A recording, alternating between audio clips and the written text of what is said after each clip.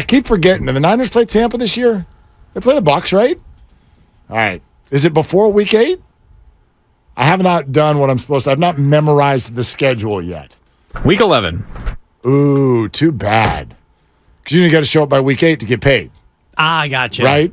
And all that really matters is if Nick is there to tackle Baker Mayfield. Baker, you good? I'm activated on that one. But outside of that, maybe that's what Nick is doing. I don't know, man. I get it. I get it. I'm sort of frustrated with the organization as well. Yeah. But I don't know that I'm in the right to be frustrated with the organization because I still don't know what's being asked for. Sure. So in the end, I sort of get frustrated just with the whole situation.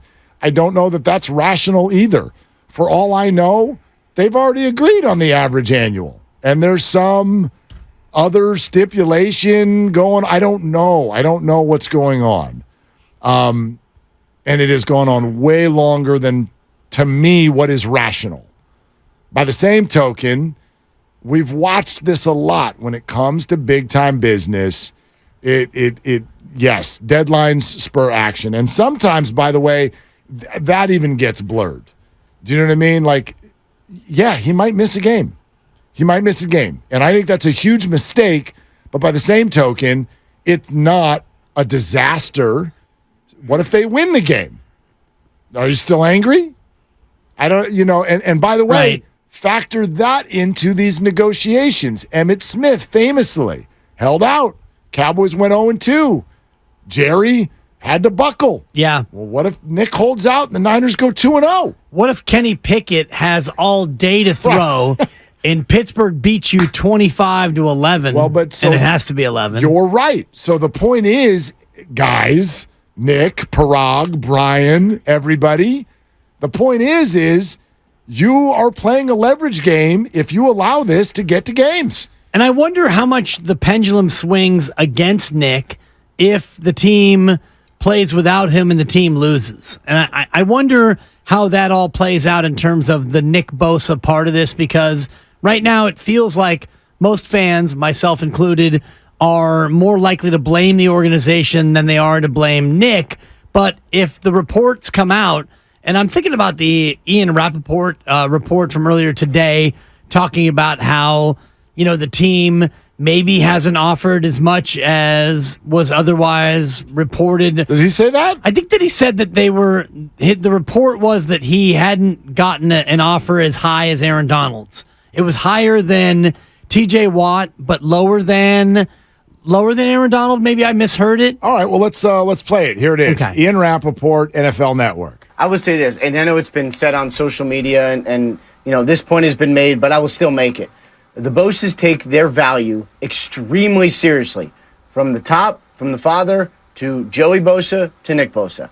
If there is one family that could ever hold out into the season, this would be it. I don't know that that's going to happen, but I'm just saying this is one family that believes what they believe and will take that stance like essentially Nick Bosa have done. This is a hard contract to do. My understanding is they are already over, the 49ers are already over $30 million per year. They're already over TJ Watt. He is going to be the highest paid pass rusher in the NFL. That is not the question. The question is, does he beat Aaron Donald's contract of 31, either 0.4 or 0.7 million? I can't remember right now, but somewhere 0.7. So that's the biggest question, 0.7. There you go. But that's not just it. There was a $5 million roster bonus that Aaron Donald got when he decided not to retire. So how to account for that, which is spread out over the years, it's extremely complicated, and trying to figure out where Aaron Donald came in will help get this deal done. But the two sides obviously have a disconnect in how it's configured. So I think that's revealing because, A, it's not just you beat TJ Watt. You kind of blew TJ Watt out of the water. They're north of TJ Watt, it seems like. Well, but TJ's 28. So if he says they're north of 30, that's well above, because usually it's like $1 million more, right? Yeah, that's about 5%. Right? But Miles got 26 and a half. Joey got 27. TJ got 28. Nick get 29? No, Niners are over 30. And in fact, what he says there at the end, maybe they're even already at 32. But Nick's agent is like, what about the $5 million roster bonus? So Aaron's at 31.7 plus $1 million per, actually $1.5 million per because it was a 3-year deal. So are they arguing that Aaron has already made north of 33? Right. 33.2 is what it would be. And so now, if Nick is asking for that, I find it maybe understandable why the Niners are like, well, we weren't planning on doing that, right? Like, I mean, so I don't know. Yeah. I don't know. Yeah. But what's hard for me, though, as a simpleton in this conversation, is I think what it is for most of us. Like, if you're north of 30, why is this so hard? It's a hard contract to do. Is it? Well, it is if he wants 34 and you want to pay 31. But I think to most fans, they go, is that really that hard? Just, right? Like, okay, a few million more. Right. And I know that is not how business works, and I know there's a lot that goes into that. But don't you think most fans sort of, that's how their brain works? Totally. Like, if you're already north of 30, let's go. We got a game on Sunday. Right. And we need him to rush the passer. And Larry Krueger, who was in here before us, made a good point about, the guys that they have to replace him. And they're all replacement level. None of them are all pro or DPOI, of course. And so you're going to go into Pittsburgh, a tough opening game where you're only 2.5 point favorites. And, a Pittsburgh team that tends to be really good at home. And Mike Tomlin's going to have them ready and all the rest of it. And you're not going to have Nick Bosa. That hurts. I think Pittsburgh's good. I think Pittsburgh's good. Like, you could sell me on Pittsburgh being the second best team in that division this year. Better than Baltimore. You could sell me on that. Yeah. You could sell, and I do think they're better than Cleveland. Could I sell you on that as a 3 playoff team division? Sure. I mean, because there's only 3 wild cards, but you have the AFC East with Baltimore, Miami, and the New York Jets. The AFC is going to be Buffalo. fantastic. Yeah, Buffalo. I said New York, right? Yeah, Buffalo. Yeah, they're in New York, but you get that. Yeah. Totally.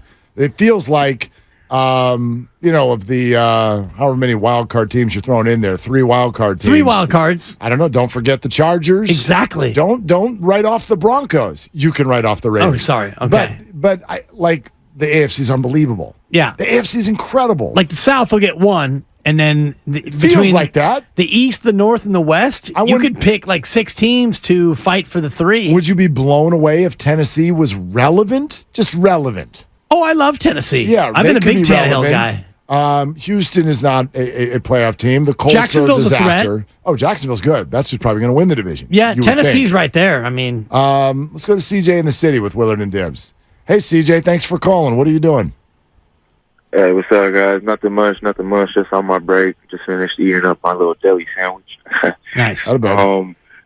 Yes, sir. The main reason why I'm calling is I was listening to you guys earlier about the Niners not having leverage, and I think they do have a little bit of leverage because they can choose to pick up his 5th-year option, and they can also choose to franchise tag him for the next 2 years. But I don't know what good that does to the organization, and I don't know what kind of message that sends, but they do have a little leverage, so I just wanted to get you guys' take on that. That's pretty much why I called. Okay. Thanks for taking my call. Yeah, CJ, thanks, thank you. Yeah. Okay, so here's how it actually works. The 50-year option thing has already been done. It's been picked up. That has already been picked up. So Nick Bosa, that is still coming around the bend. And yes, the franchise tag is an option. However, that is not something that can be decided or figured out until after this coming year. Right. So you wouldn't be able to use that or even bring that up as, yes, you could bring it up as a threat. And who knows? Maybe, that's part of these conversations.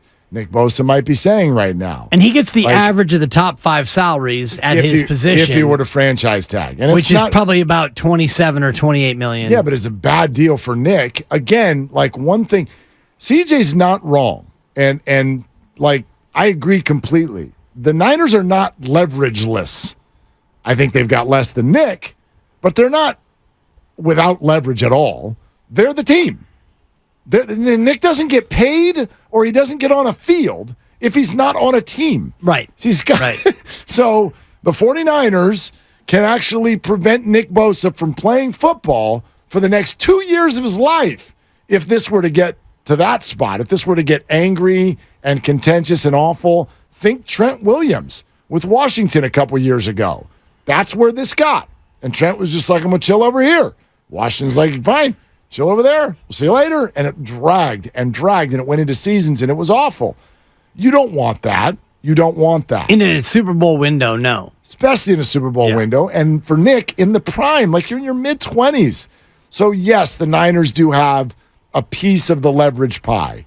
Nick has more because Nick is the defensive player of the year, and the 49ers really, really, really, really want to win the Super Bowl this year.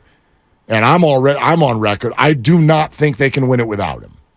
I do not. I could be wrong, but I do not think they can win it without him. Right. And that is a larger slice of leverage pie, if you ask me. Yeah, of course, especially when it comes to the court of public opinion and the fans and all that, because the fans don't buy Parag Marate's jersey, they buy Nick Bosa's jersey. And we had our Red and Gold Summit out at Fieldwork in San Ramon, and there was a family of 4, all in Bosa jerseys, a mother and, a couple of kids and all the rest of it. And we saw more Bosa jerseys than almost any jersey. Certainly, you didn't see a lot of Brock Purdy's or Trey Lance's or Jimmy Garoppolo's or Brandon Allen's.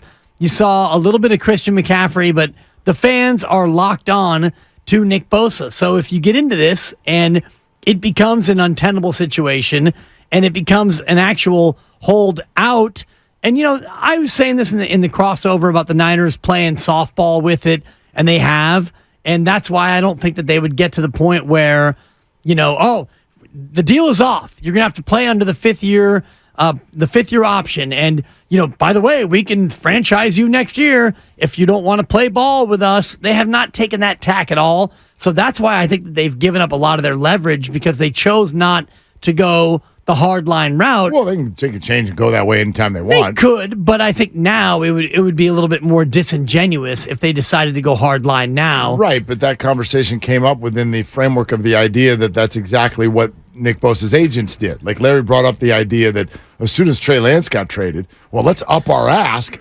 because the 49ers are not going to trade 2 former top 5 overall picks. Right. That would be bad PR. Well, that would be disingenuous if Brian Ayroll was doing that. And I take what Ian Rappaport and Rap Sheet said in the cut you played a little bit earlier this segment in terms of the Bosas know their value and the Bosas are hardline in terms of what they want. And so I think that Nick Bosa had a number that he's put out there, and he probably hasn't moved off of that at all in terms of average annual guarantee and the rest of it. And so now I'm sure the team was, countering and hoping that he would come back and meet us in the middle and whatnot. And, if his number was 35, that does feel a little bit wild and That's out of too bounds. hot. It's too hot. But if it's 33 and a half, if it's 5 years and 167 and a half with 115 guaranteed, I think that gets it done. And that resets the market, though. Yeah, and I have no issue with that. What I'm having a hard time with, and the reason I still sit here today and believe that Nick Bosa is going to be with the 49ers and have a helmet and uniform and everything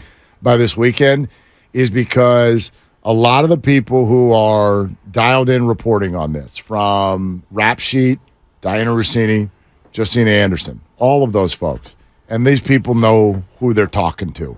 They're talking to people that are really close to this whole thing. Every single one of those is like, this camp, this negotiation is in a very high-level spot. In other words, nobody's offending anybody. Right. It's the high road. The Niners are not like, so we think 27 a year because you got hurt. And like Larry said, you think the Niners walked into the negotiation and went, look, we think you're great, but also you didn't get a sack in the playoffs last year. Not a one. We're kind of bummed about that. And so, we would like to rip $30 million out of your pocket because of that. They're not doing that.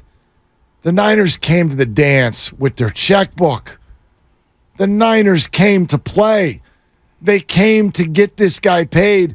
They came to make this guy the highest paid pass rusher in the history of the game, potentially the highest paid defensive player in the history of the game. They came to this party to say, Nick, we want you to be a franchise cornerstone for at least the next 6 years. That's what they came to the party to say. So when you come to the party to say that, it's really hard for me to figure out how you don't end up getting the date. I don't see it. And that's that, but something's there. Something's going on. Right. Something's going on that's preventing this marriage. Well, you want to take me to the prom, and you showed up in a Chevy Chevette, and you promised me a limo. So I'm going to sit here and wait for my limo. But they're not in the Chevette. They're in the limo. That ain't no limo. It's not even a town car. I mean, You're in like a Ford Fiesta right now. so you think. And I love the Ford Fiesta, and I love the Chevy Chevette. You think. I am Dan Dibley. Thank you. That's kind of what I'm getting at. Like if the 49ers are sitting here going, okay, here's all the pass rushers, including your brother. We're gonna absolutely blow by that. And you're gonna think that Nick would be offended? Not offended, but I'm just waiting for you to show up with the full bouquet of flowers and the boutonniere and, the limo and the whole deal.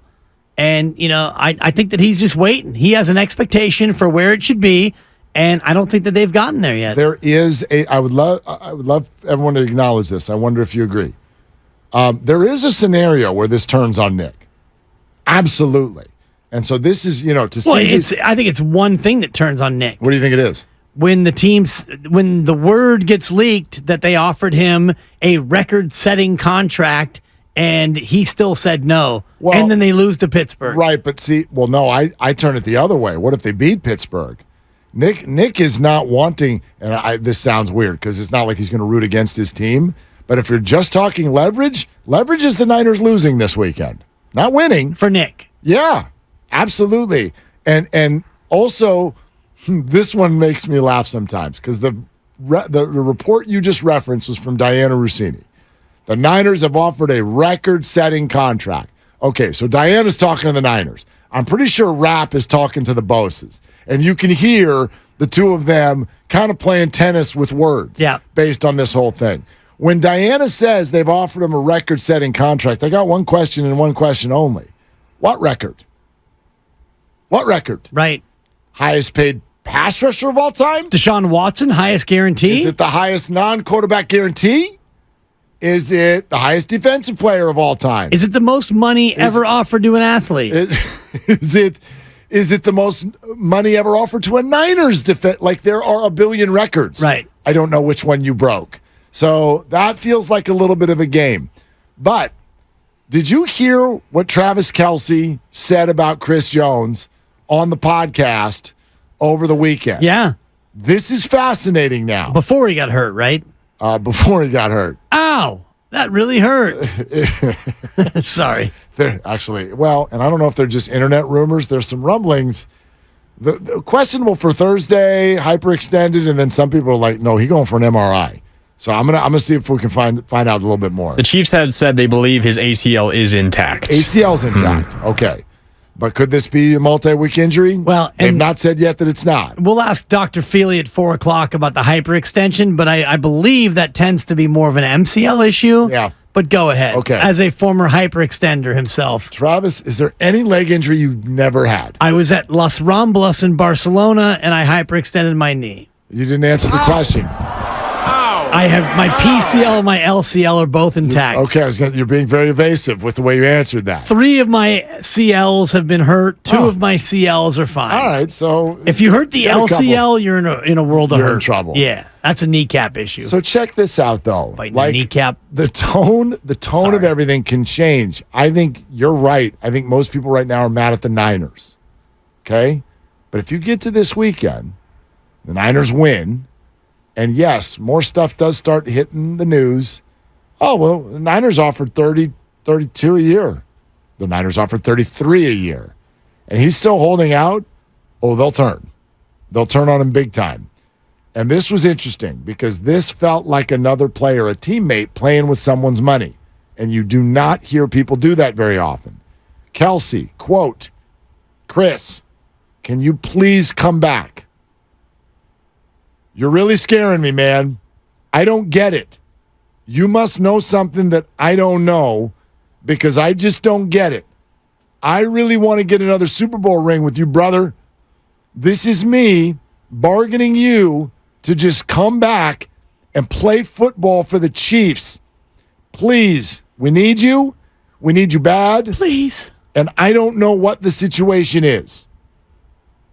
Okay, if Fred Warner comes out on Monday, the Niners are please, baby, please. Niners are 1-0, and Fred and Kittle, he's got Zenny glasses, and they're standing next to each other, and they're like, Nick, please come play football for the 49ers.